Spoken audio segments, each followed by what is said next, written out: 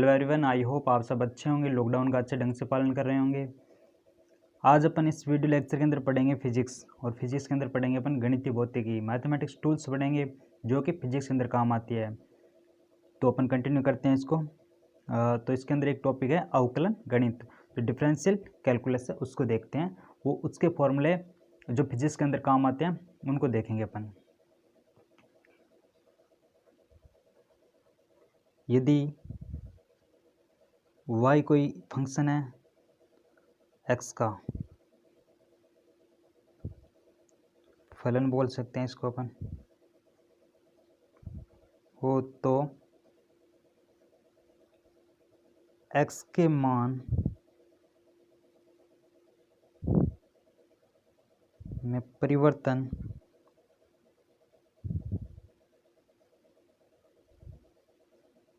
के साथ y भी परिवर्तित होता है।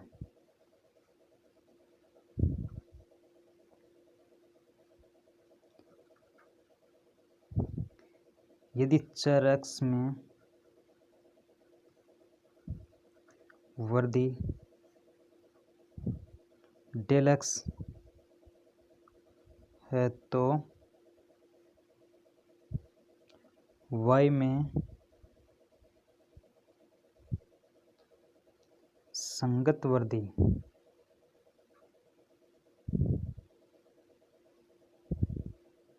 डेल y होगी, तथा डेल y शून्य की ओर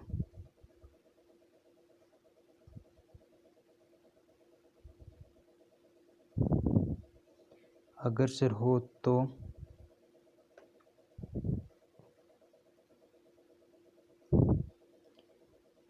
इन वृद्धियों का अनुपात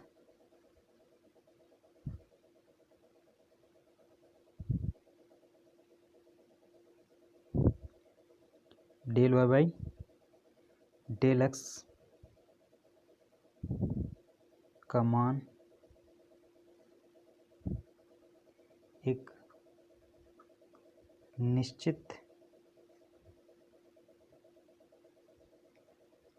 मान की ओर अग्रसर होता है।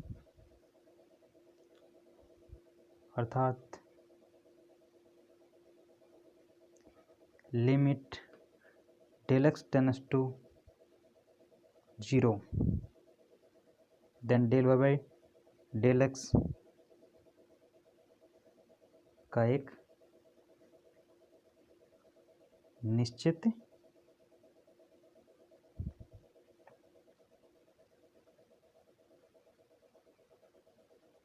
मान होता है, और limit del x tends to 0 del y by del x को फलन y का x के सापेक्ष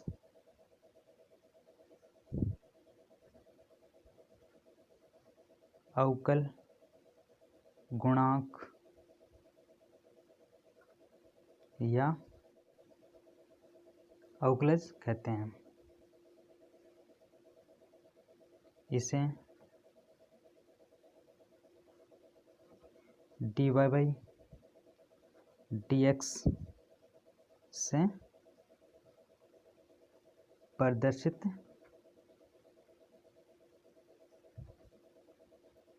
करते हैं।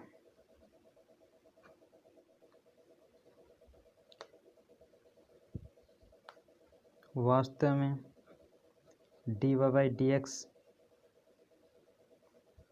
एक संकेत है।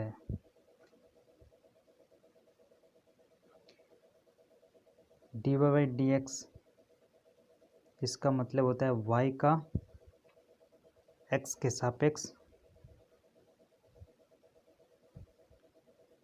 अवकल गुणांक dx अपॉन dy। इसका मतलब होता है x का y के सापेक्ष अवकल गुणांक dv अपॉन डी थीटा। इसका मतलब होता है v का थीटा के सापेक्ष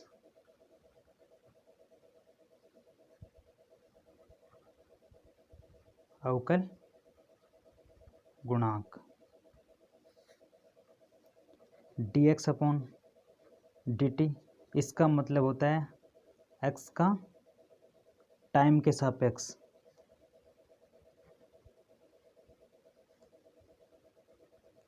अवकल गुणांक।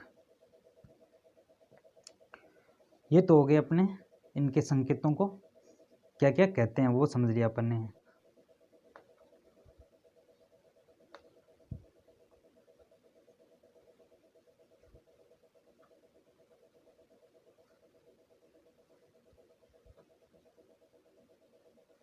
अवकल गणित के सूत्र डी अपॉन डी एक्स, और ये कोई फलन है y जो कि x की पावर n के रूप में है। इसका x के सापेक्ष अवकलन होता है वो होता है n x की power n-1 dy dx c equal to 0। ये c होता है कांस्टेंट यानी नियतांक, जहाँ c बराबर नियतांक। c कांस्टेंट होता है, किसी भी कांस्टेंट का जो अवकलन होता है वो 0 होता है। d log e base x, इसका x के सापेक्ष अवकलन होगा 1/x। dy dx, और ये e की पावर x का अवकलन x के सापेक्ष e की पावर x होगा। dy dx साइन x, इसका मतलब होता है साइन x का x के सापेक्ष अवकलन होता है cos x। dy dx cos x, इसका मतलब होता है cos x का x के सापेक्ष अवकलन, ये होता है माइनस का sign x। dy dx tan x, इसका मतलब होता है tan x का x के सापेक्ष अवकलन, ये होता है sec square x। dy dx cot x, इसका मतलब होता है cot x का x के सापेक्ष अवकलन, ये होता है माइनस का cosec स्क्वायर x। और dy dx sec x, इसका मतलब होता है sec x का dx के सापेक्ष अवकलन, ये होता है sec x into ten x. dy dx cosec x का अवकलन x के सापेक्ष, ये होता है माइनस का cosec x into cot x।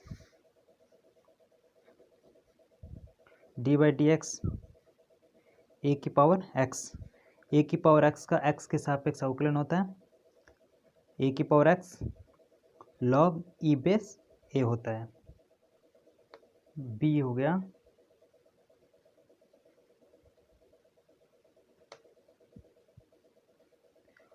दो फलनों के योग और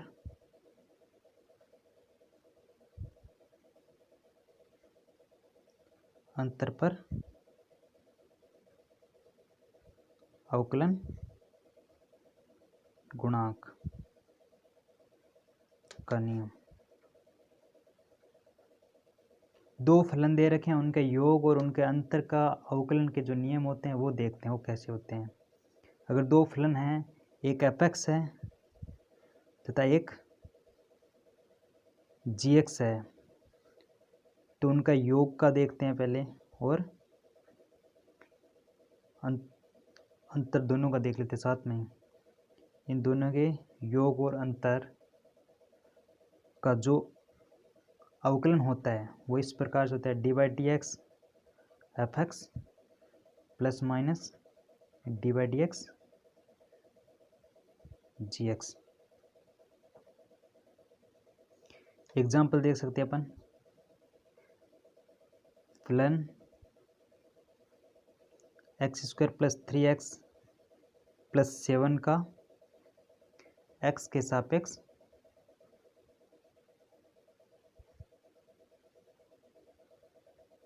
अवकलन गुणांक ज्ञात करो। X square plus 3x plus 7, ये कोई अपन को दे रखा है, एक फलन दे रखा है y बराबर x square plus 3x plus 7। यहाँ पे y एक x का फलन है, तो एफ एक्स बराबर एक्स प्लस 3x प्लस 7 है। इसका अपन को क्या करना है, डी बाई डी एक्स करना है। तो इसका डी बाई डी एक्स करने के लिए अपन इस पूरे का डी बाई डी एक्स करते हैं, x square plus 3x plus 7। ये सारे यहाँ पे ये क्या है, योग का है और ये भी योग का है। तो योग का जो योग की अपने अवकलन की शर्त थी वो इस प्रकार थी कि अगर कोई योग के अंदर है तो फिर उनका अवकलन है वो भी अलग अलग हो जाता है। तो d by d x x square का plus d by d x 3x का plus d by d x 7 का। तो इसका करेंगे तो इसका अवकलन अपने पास आ जाएगा, 2 आगे आ जाएगा और x की पावर क्या हो जाएगी 2 minus 1 plus d by d x 3x है, तो 3 तो कांस्टेंट है तो सेम टू सेम रहेगा, x का हो जाएगा x की पावर 1 माइनस 1 प्लस कांस्टेंट है इसका 0 हो जाएगा, इसका हो जाएगा 2x प्लस इसका हो जाएगा x की पावर 0। x की पावर 0, किसी की पावर अगर 0 होती है तो वो 1 हो जाता है, ये 3 आएगा और ये प्लस 0 हो जाएगा। तो अपने पास इसका अवकलन आएगा वो आ जाएगा 2x प्लस 3, ये अपना आंसर हो जाएगा। नेक्स्ट अपन देखते हैं, दो फलनों के गुणनफल पर अवकलन का नियम। अभी अपन ने देखा जोड़ का और घटाव का, अब देखेंगे गुणनफल का। अगर दो कोई फंक्शन है, एक एफ एक्स है एक जी एक्स है, ये दोनों इस प्रकार गुणा में है और इनका क्या करना है अपन को एक्स के सापेक्ष अवकलन करना है। तो किस प्रकार से होगा, ये इस प्रकार से होगा, एक बार तो इसको कांस्टेंट मान लेंगे और इसका जी एक्स का कर देंगे, डी बाई डी एक्स और जी एक्स का। फिर अपन प्लस का चिन्ह लगाएंगे, जी एक्स को कांस्टेंट मान लेंगे और एफ एक्स का अवकलन कर देंगे। एग्जाम्पल देखें, कोई अपन को फंक्शन दे रखा है एक्स की पावर 4 कोस एक्स, इस प्रकार से। इसके अंदर देखो एक ये हो गया फंक्शन और एक ये हो गया, दोनों क्या मल्टीप्लाई के अंदर है। तो इसका करना है अपन को D by d x f x का। तो इसका कैसे होगा वो देखते हैं, एक्स की power 4 cos x d by d x equal to, एक बार इसको क्या कर देंगे कांस्टेंट रख लेंगे, तो एक्स की पावर 4 कांस्टेंट हो गया और D by d x cos x का कर देंगे प्लस कोस एक्स को अपन क्या कर लेंगे कांस्टेंट रख लेंगे और डी बाई डी एक्स किसका कर देंगे एक्स की पावर 4 का। ये एक्स की पावर 4 कांस्टेंट रह गया, कोस एक्स का जो डी बाई डी एक्स होता है वो होता है माइनस का sine x plus cos x constant हो गया और डी बाई डी एक्स इसका करेंगे तो इसका अगर एक्स की पावर 4 का करते हैं तो 4 आगे आ जाता है और इसकी पावर 1 कम हो जाती है, 4 और एक्स की इसकी एक पावर कम हो जाएगी 3 हो जाएगी। तो अपने पास क्या आ जाएगा, अपने पास आ जाएगा 4 cos x, यहाँ से 4 आ जाएगा, यहाँ से cos x आ जाएगा और x क्यूब आ जाएगा, माइनस यहाँ से sin x आ जाएगा और x की पावर 4 आ जाएगा। ये अपने पास आंसर हो जाएगा। नेक्स्ट अपन देखते हैं भाग के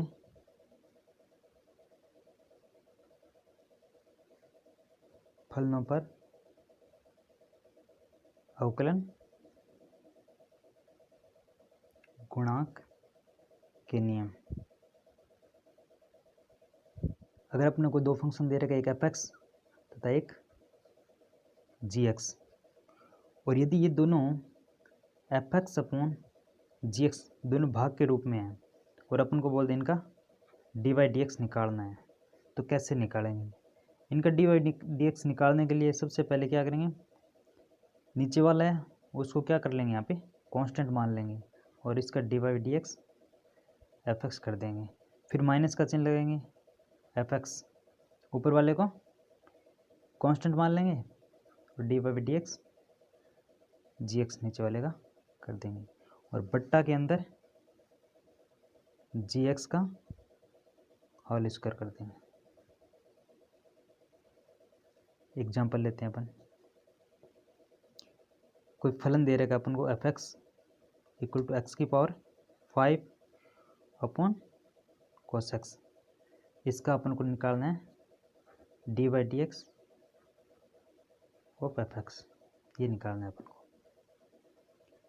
तो d by d x of f x equal to हो जाएगा एक्स की power 5 upon cos x d by d x. इसका निकालने के लिए सबसे पहले क्या करेंगे, नीचे वाले को कांस्टेंट मानते हैं। मान नीचे क्या है, cos x है, तो cos x को अपन ने कांस्टेंट मान लिया। ऊपर क्या है, x की पावर 5 है, तो इसका अपन क्या कर देंगे, डिवाइड डी एक्स कर देंगे, x की पावर 5 माइनस माइनस माइनस लगा दिया। माइनस लगाने के बाद में क्या करेंगे, ऊपर नीचे वाले को ऊपर वाले को कांस्टेंट मानेंगे x की पावर 5 को, और नीचे वाले का क्या कर देंगे, डिवाइड डी एक्स कर देंगे अपॉन जी एक्स का स्क्वायर। यहाँ पे नीचे क्या है, जी एक्स में cos x है, तो cos x का होल स्क्वायर कर देंगे। cos x तो कांस्टेंट है, इसका करेंगे तो 5 आगे आ जाएगा और x की पावर 4 बचेगी, माइनस x की पावर 5 तो कांस्टेंट हो जाएगा, डिवाइड cos x का जो होता है अवकलन वो होता है माइनस का साइन x, अपने पहले भी देख लिया था, और नीचे cos स्क्वायर x हो जाएगा। अब अपन ऊपर देखते हैं सिस्टम कैसा आएगा।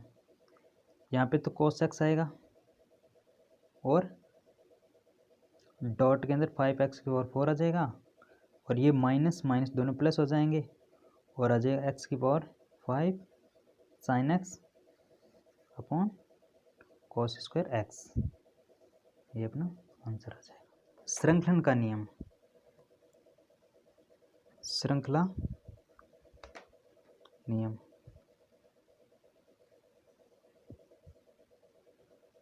ये इस प्रकार से होता है, ये कि अगर अपन को एफ एक्स को इस प्रकार से फंक्शन दे दिया साइन की पावर n और x की पावर n, और अपन को ऐसे बोल दे कि आपको निकालना है d y by d x f x का, तो अपने पास यहाँ पे x की पावर n दे रखा है, एक टर्म और आ गई अपने पास, x की पावर n आ गया, ठीक है। तो इसका निकालने के लिए अपन कैसे निकालेंगे वो देखते हैं अपन। इसका निकालने के लिए सबसे पहले अपन निकालेंगे d y d x sine की पावर साइन एक्स की पावर n, ये आ गया अपने पास। तो डी वाई डी एक्स इसका निकालना है, तो श्रृंखलन प्रवृत्ति के अंदर इस प्रकार होता है, ये पहले इसको पूरे को x मानते हैं अपन एक, तो साइन x का क्या हो जाएगा cos x, तो cos इसको अपन x मानते हैं पूरे को, x की पावर n हो गया। अब अपन अगर ये x होता तो इसका 1 हो जाता, लेकिन ये x है नहीं, x की पावर n है अंदर है, तो x की पावर n है तो n आगे आएगा और x की पावर n माइनस 1 हो जाएगा, ठीक है। अगर साइन x होता एफ एक्स इक्वल टू, तो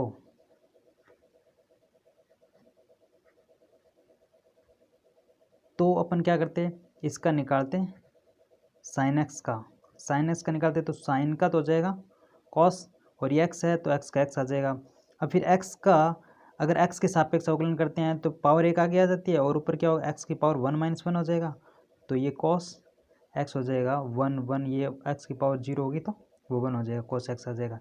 लेकिन यहाँ पे एक्स की पावर क्या n-1 है, तो अपन को ऐसे निकालने पड़ेगा, इसी को बोलते हैं श्रृंखला प्रवृत्ति। ये पढ़ेंगे अपन क्षेत्रफल से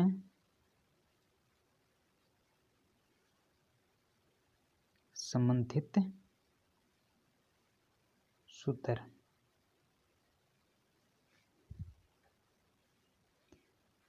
त्रिभुज का क्षेत्रफल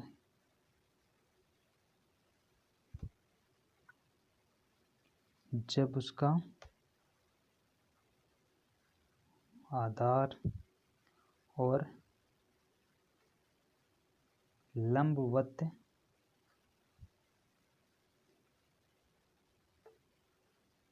ऊंचाई दी हो तो क्षेत्रफल बराबर होगा 1/2 इंटू आधार इंटू ऊंचाई। इस प्रकार से। सेकेंड, त्रिभुज का क्षेत्रफल जब उसकी तीनों भुजाएं दे रखी हो तो क्षेत्रफल equal to s -a, s - b और s - c, और होता है अंडर रूट, जहाँ s equal to a + b + c by 3 तथा a, b, c त्रिभुज की भुजाएं हैं।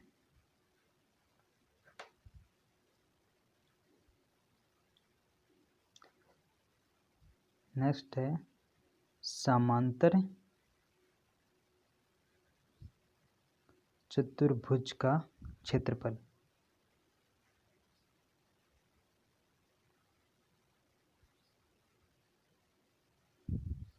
समांतर चतुर्भुज का क्षेत्रफल होता है, वो होता है 2 इंटू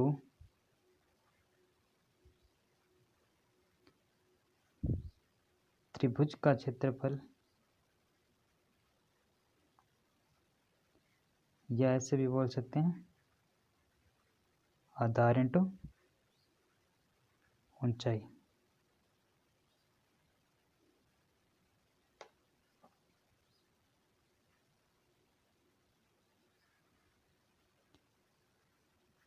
जैसे ये समांतर चतुर्भुज हो गया तो इसका आधार ये हो गया और ऊंचाई ये हो गई।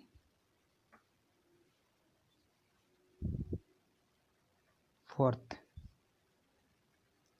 समलंब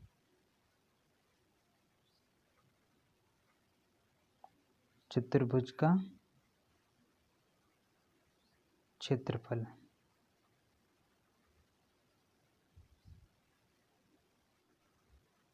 1/2 इंटू समांतर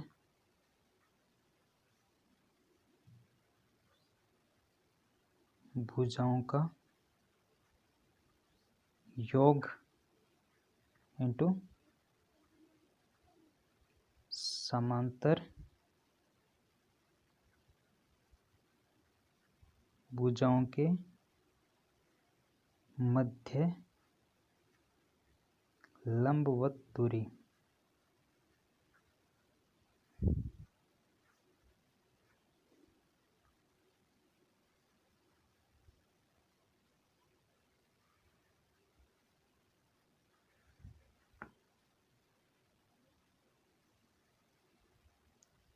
ये कोई समलंब चतुर्भुज हो गया, तो ये होगी समांतर,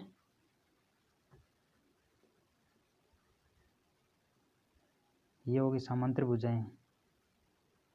यहाँ ए बी समांतर किसके, सी डी के, और लंबवत दूरी क्या हो जाएगी, ये डी लंबवत दूरी है। नेक्स्ट है अपना वृत्त का क्षेत्रफल। वृत्त का क्षेत्रफल होता है पाई आर स्क्वायर, जहाँ आर बराबर होता है वृत्त की त्रिज्या तथा पाई एक अपरिमेय संख्या होती है जिसका मान 22/7 या 3.14 लेते हैं। और ये वर्त इस प्रकार से होता है, आर केंद्र हो गया, इसको बोलते हैं त्रिज्या, ये होती है परिधि। नेक्स्ट पॉइंट अपना 6, ठोस गोले का पृष्ठीय क्षेत्रफल। ठोस गोले का पृष्ठीय क्षेत्रफल होता है 4 पाई आर स्क्वायर, जहाँ आर बराबर गोले की त्रिज्या। फिर आता है बेलन का संपूर्ण सतह का क्षेत्रफल।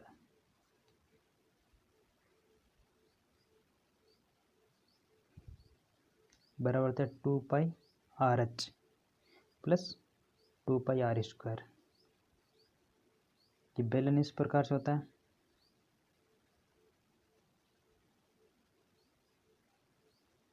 ये एच इसकी ऊंचाई होती है, आर ये त्रिज्या होती है, यहाँ पे जो आधार की जो वृत्त होते हैं उसकी त्रिज्या होती है, जहाँ एच ऊंचाई तथा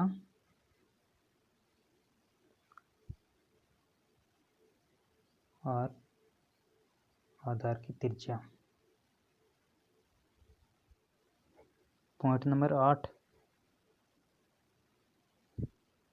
शंकु का पृष्ठीय क्षेत्रफल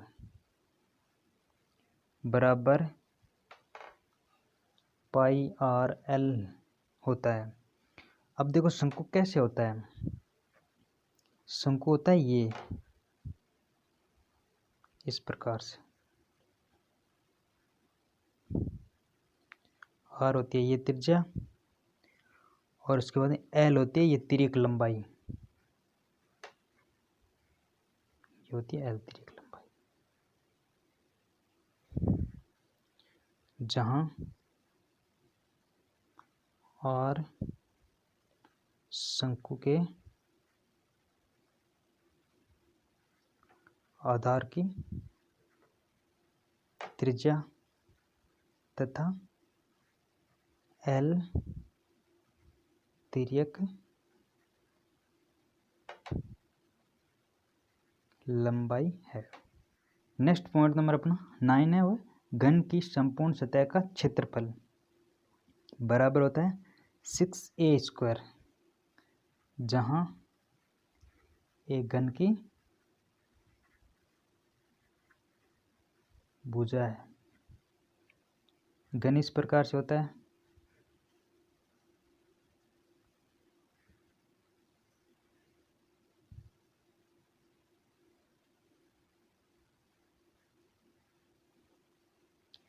जहाँ ये भुजा ए होती है, इसको बोलते हैं घन। नेक्स्ट पॉइंट अपना 10 घनाभ, जिसको बोलते हैं क्यूबॉइड भी बोलते हैं अपन इसको इंग्लिश में, कि संपूर्ण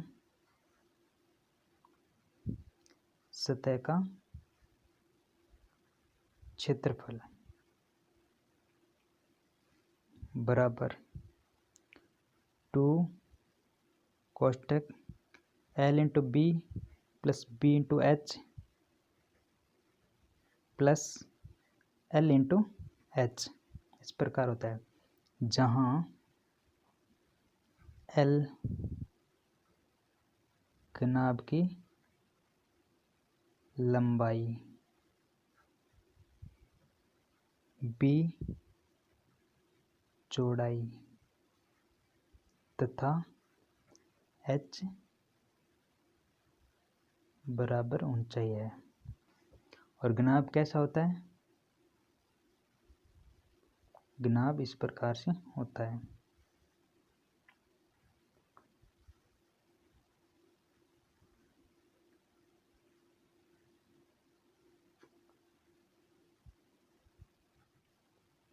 नंबर फर्स्ट, ठोस गोले का आयतन। ठोस गोला होता है, उसका आयतन होगा 4/3 πr³, जहाँ r बराबर ठोस गोले की त्रिज्या। सेकंड, बेलन का आयतन बराबर πr²h, जहाँ r बराबर आधार की त्रिज्या तथा h बराबर बेलन की ऊंचाई। थर्ड होगा शंकु का आयतन बराबर 1/3 πr²h, जहाँ r बराबर आधार की त्रिज्या, h शंकु की ऊंचाई। नेक्स्ट फोर्थ है घन का आयतन बराबर घन की भुजा और उसका क्यूब। फिर आता है घनाभ का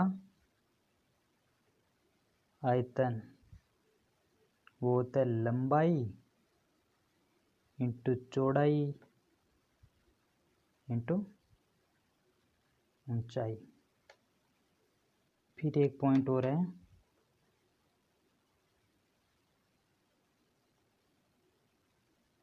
दो बिंदुओं x1 y1 तथा x2 y2 के बीच की दूरी बराबर होती है y2 माइनस y1 का square plus x2 minus x1 का स्क्वायर, और ये होता है अंडर रूट। नेक्स्ट पॉइंट है सरल रेखा की समीकरण।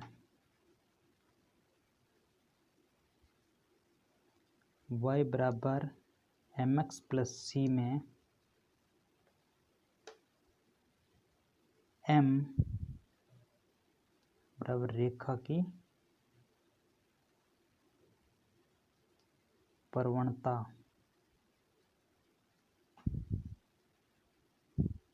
जिसे tan थीटा द्वारा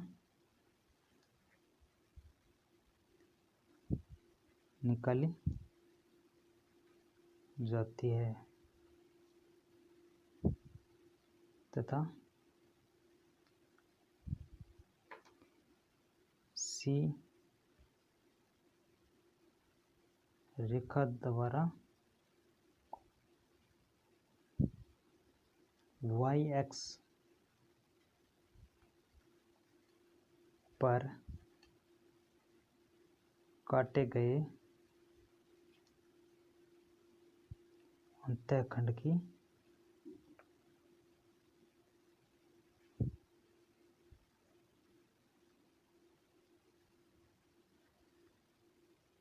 लंबाई है। Thank you for watching video. Please like, share and subscribe my YouTube channel Govind Guru Online.